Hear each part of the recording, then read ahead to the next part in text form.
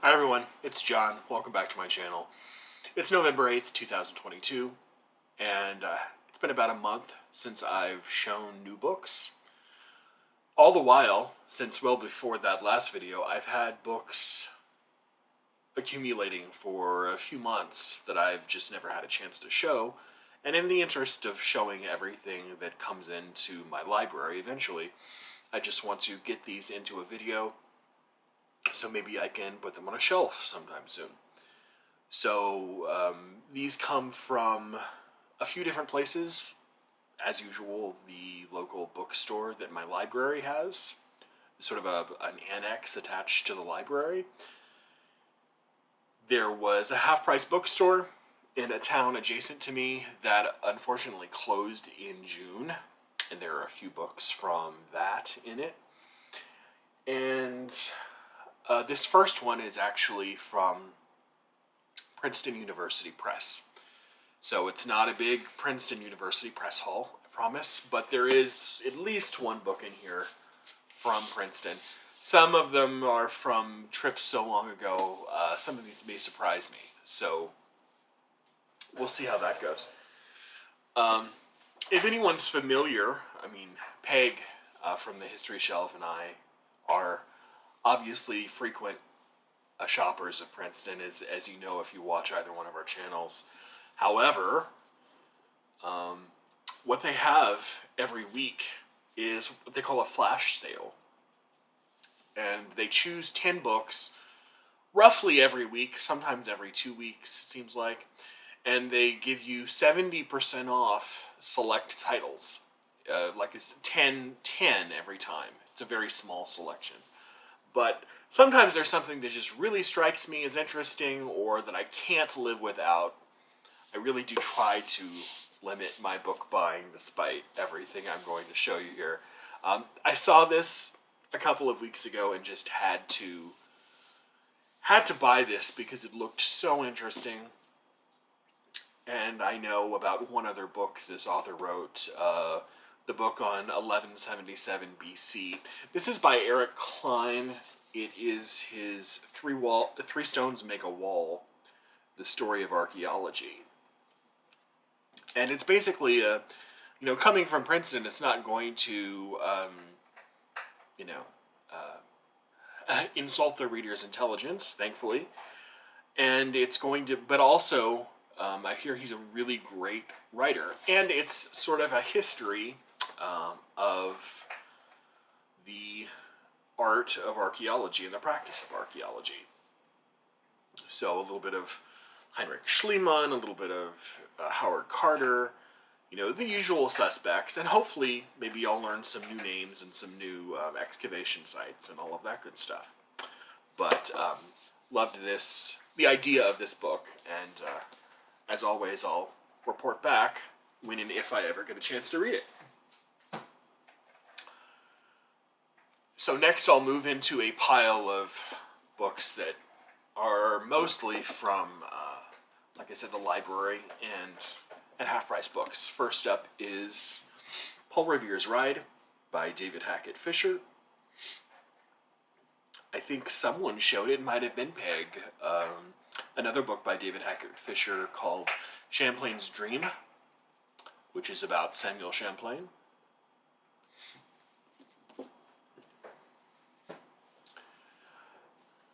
Next is a set of 3 books I have. If you're a long-time watcher of this channel, 2 or 3 years ago, around this time of year actually, I tried to read a book by this author and was perhaps not terribly impressed with it. However, I love the ideas of the book so much. I'm a big sort of medieval history fan, historical fiction fan. I love anything medieval. So these are the books of Ellis Peters. Well, here's one of them at least. This is from the Brother Cadfael series. This is The Monk's Hood.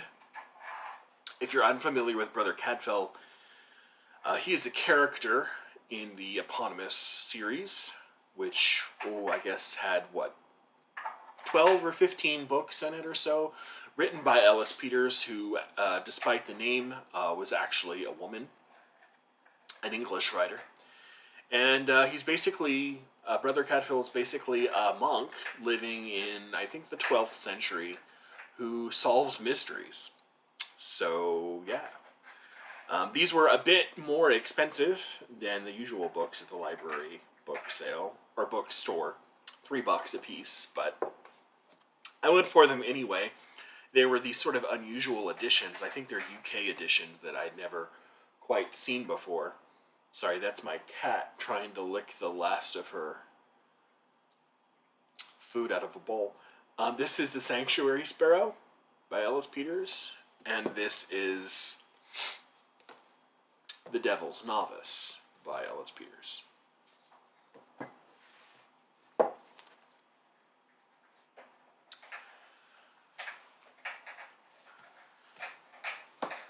Next up is another wonderful little title to add to my New York Review of Books series. This is Butcher's Crossing by John Williams. Everyone knows Stoner by John Williams. This is another one of his books. I believe I had this one in my library, which is packed away in my shed, but I've never read it, so I may get around to reading this copy eventually. This is America by Franz Kafka.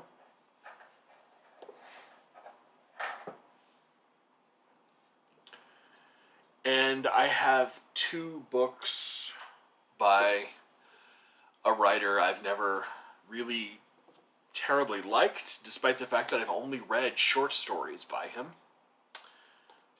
So I figured I'd give a couple of novels a try and just see what came of it. This is A Farewell. There you go. A Farewell to Arms by Ernest Hemingway.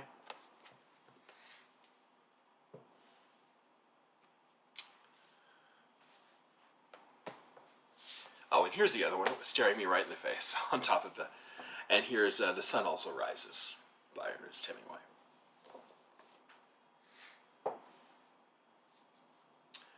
I was really, really delighted to find this. Never thought I would find this just out in the wild, as they say. This is Bulfinch's mythology, but this is not Greek and Roman mythology. This is, you can see there, the subtitle, The Age of Fable, the Age of Chivalry, and Legends of Charlemagne. This is, by the way, with a foreword by Alberto Manuel. Let me see if I can find the... So I guess there are a few, like Meleager and Atalanta, Cuban Psyche, Six and Halcyon, Midas, Proserpine. Okay, but much of it is Arthurian legend.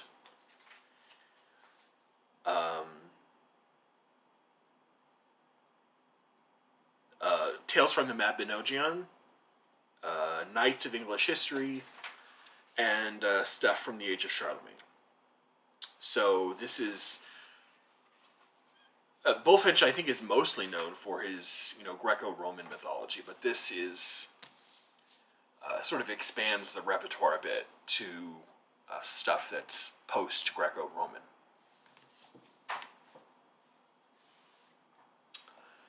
Here's a novel I was also sort of surprised to find. I have no idea how good this is, because it's one of those works of George Eliot that you almost never hear about. Excuse me.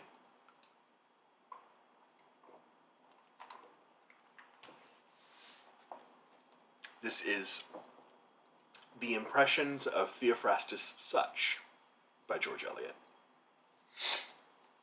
And as far as I know, it is a novel, but you never really hear about... you never hear about it with Adam Bede or Ramallah or Middlemarch or any of those others. So a nice everyman edition.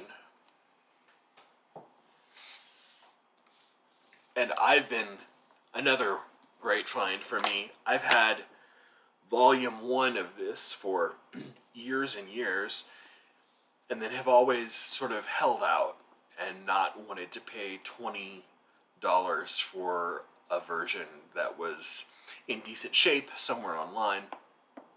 So I just thought, maybe with any luck I'll find it eventually somewhere.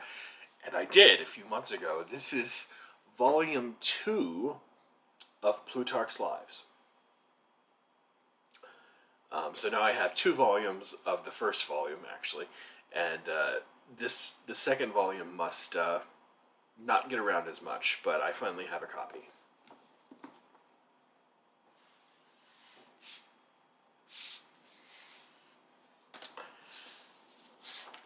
I love literary biography. I should probably read more of it, but I found this and was excited by the idea of learning more about Mark Twain. This is Jerome Loving's Mark Twain, The Adventures of Samuel L. Clemens.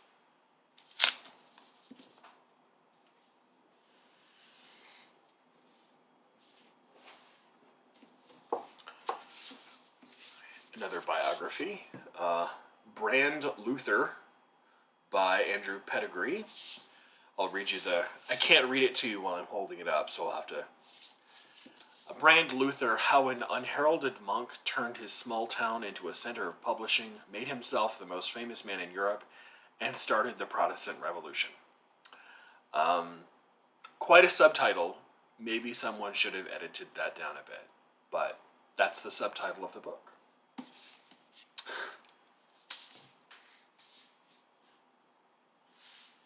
Some of these I've had around for well, maybe 1 or 2. I've had around for so long I can't even remember, quite honestly, if I've showed them to you.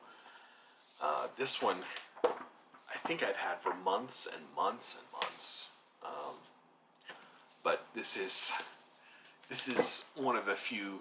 Well, I guess I've already shown Ernest Hemingway, so maybe the second dude bro-y author that is going to be in this list. This is the William Gass reader. It's sizable, but I've never read Gass, and the only book I've really heard anything about is the book on being blue, or on blue writing, whatever it's called. The name is escaping me, but on being blue, yeah. So it has a little bit of everything, from Eyes, Middle Sea, The Tunnel, On Being Blue, Willie Master's Lonesome Wife, In the Heart of the Country, and Omen-Sutter's Luck. Omen-Sutter's Luck I actually tried 2 or 3 years ago and got through about a third of it, and managed to set it down and then just totally lost track of the characters. I actually really, really enjoyed what I read, though. Wasn't anticipating on liking it, but somehow he does have that sort of weird postmodern, I know it's overused, style, but it worked for me. Another piece of history. This is Andrew Jackson, His Life and Times by W.H. Brands. As far as I know, W.H. Brands lives not terribly far from me. He still does, or very recently used to teach at UT Austin. So,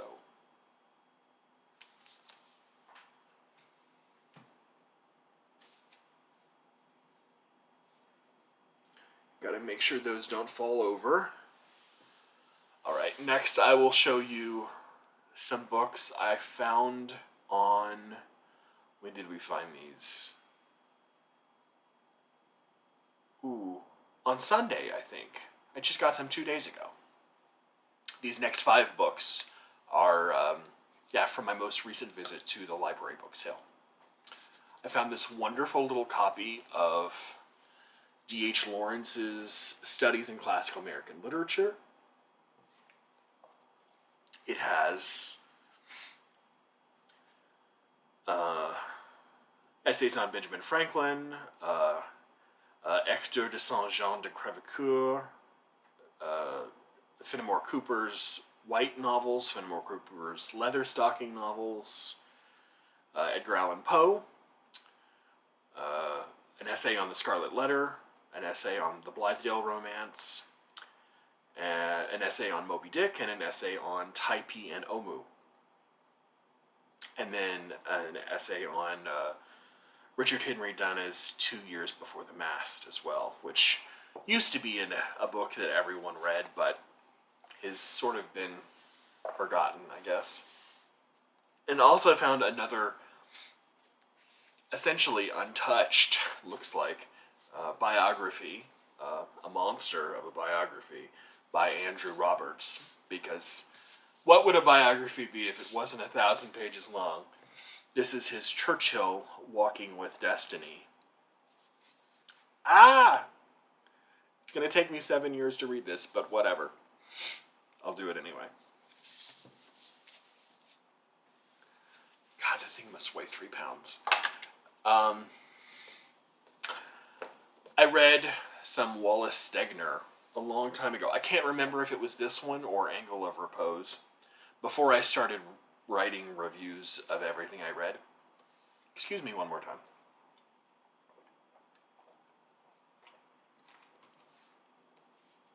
This is his novel, his last novel, if I'm not mistaken, before he died, called Crossing to Safety.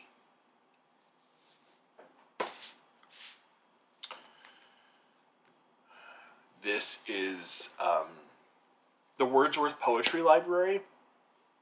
They have put out a small library of really, really good poetry and poets, and this is their collection of the works of Alexander Pope.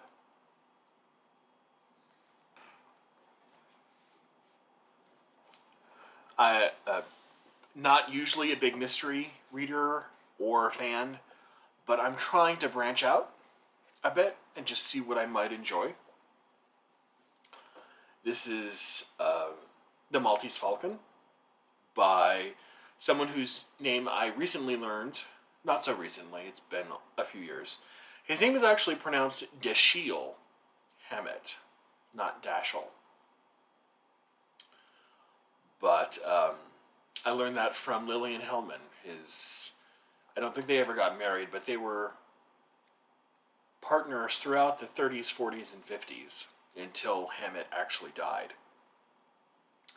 And she was on the Dick Cavett show one time in the earlier mid-70s, and she said that Dashiell is a common northeastern name, I think, in the United States, and that it's pronounced more of the way it looks, not Dashel, but Dashiell. Just FYI. I have no idea if that's how he pronounced it, but that's what she said. And then I've been back to the library a couple of times and seen this, and just thought it's nothing I'm going to read immediately, so I just didn't get it. But the third or fourth time I saw this there, I had to give it a home because I love these books so much. I love these editions so much. This is the Library of America.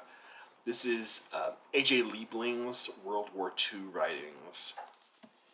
This has The Road Back to Paris, Mali and Other War Pieces, Uncollected War Journalism, and Normandy Revisited. And there's Mr. Liebling himself on the cover.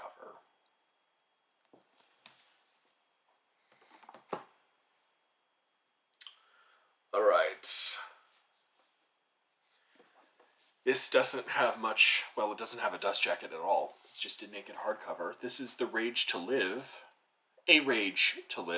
by John O'Hara, who perhaps more famously wrote Appointment to Samara and Butterfield 8, both of which I really, really enjoyed.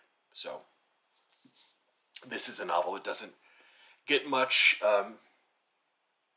airtime these days, but I saw it when Half Price Books, that's in a town near me, went out of business in June.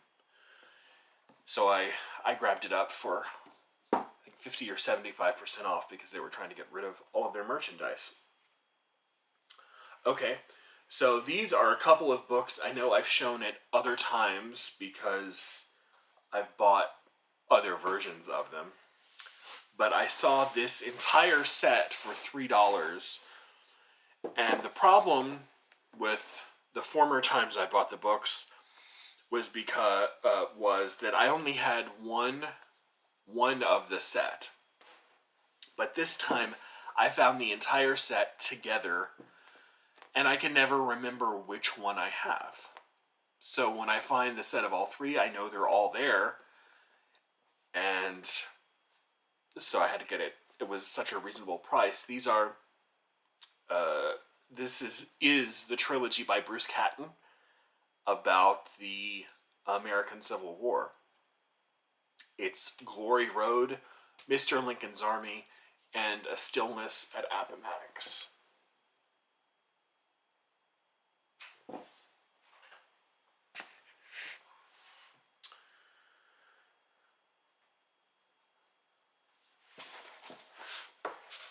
Two pieces of fiction. Excuse the price tag. I haven't gone through and removed them yet. This is a writer I've never read, a Nobel laureate. Very curious to read eventually. This is V.S. Naipaul's A Bend in the River. And this is a book of short stories by Alice Munro called The Love of a Good Woman.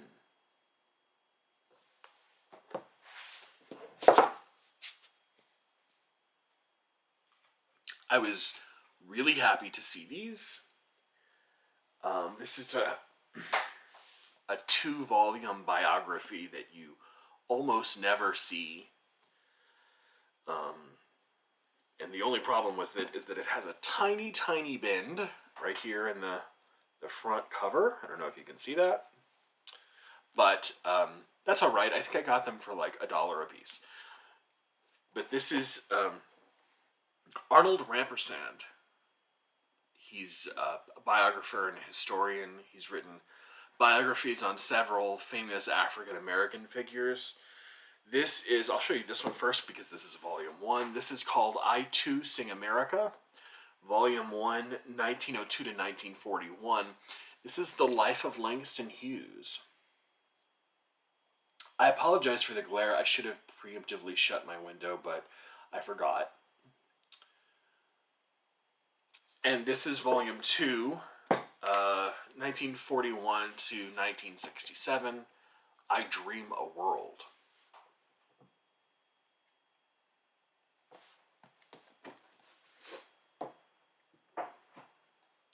As I said earlier, I don't read a lot of detective mystery sort of fiction, but I've heard really good things about this novel, so I wanted to check it out. This is The Alienist by Caleb Carr.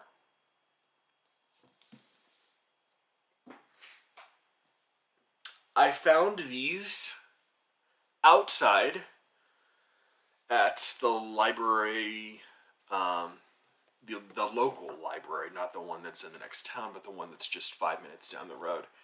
Outside, looking rather the worse for wear, obviously. They're these old penguins, but I think they were 25 cents a piece, or so.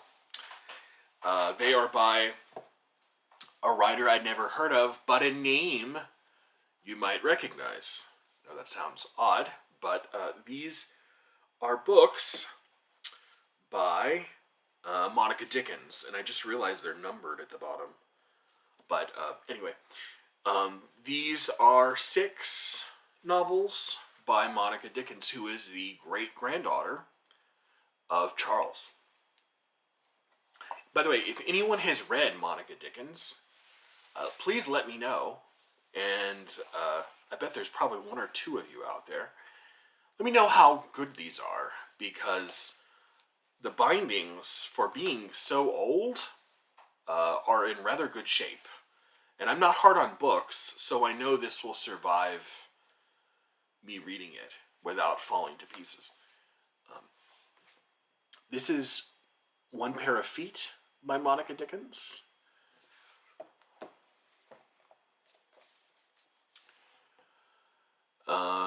Death to whoever wrote 25 cents on it, but this is Mariana by Monica Dickens. This is Thursday Afternoons by Monica Dickens.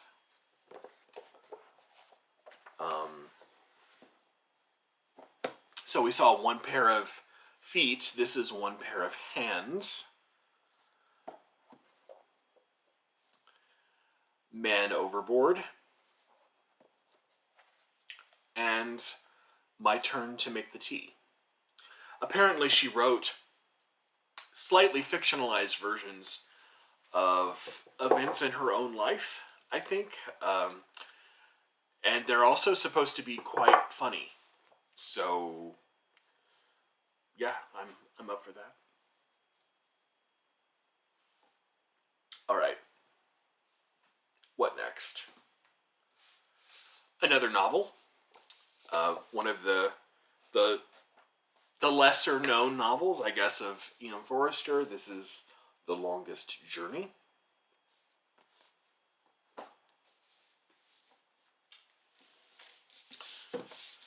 This is another recognizable name, probably to a lot of people. Thomas Ricks. I don't know if he still considers himself sort of an investigative journalist, but this is his book on how the ancient thinkers of the Greek and Roman world, I'm paraphrasing here, influenced the founding fathers, by Thomas E. Ricks. Again, let me read you the subtitle. Another subtitle that needs editing. What America's founders learned from the Greeks and Romans and how that shaped our country. Kind of cumbersome, but there it is.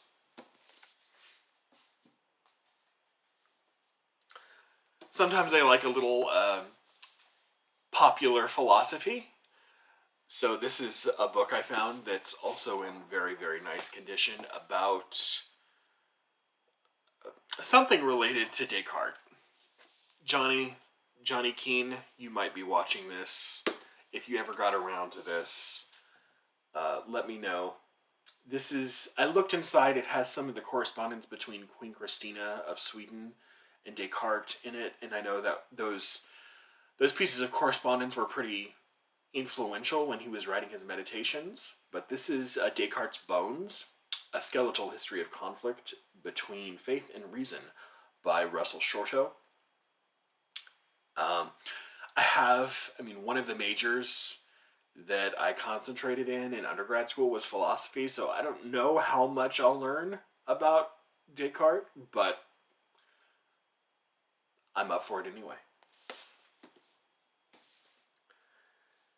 And speaking about my undergraduate studies, I also majored in physics, so I'm not quite sure why I picked this up. Sometimes, popular science books actually surprise me and teach me something interesting. But I've heard good things about the writer more than just the subject itself. This is by Lisa Randall, who I think is at... Yeah, she's the Frank B. Baird Jr. Professor of Science at... and she's a particle physicist and cosmologist at Harvard. And I heard she's just a really good science communicator.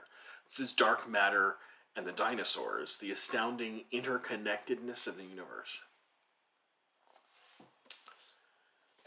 And last, we'll finish this in half an hour. Thank you for your patience. I appreciate it.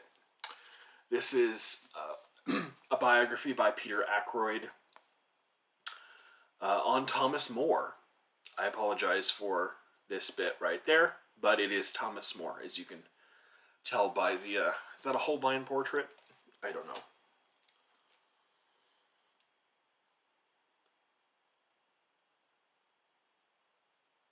But yeah, there you go. New books to my library. I hope you enjoyed. And I'll see you again with maybe another book review.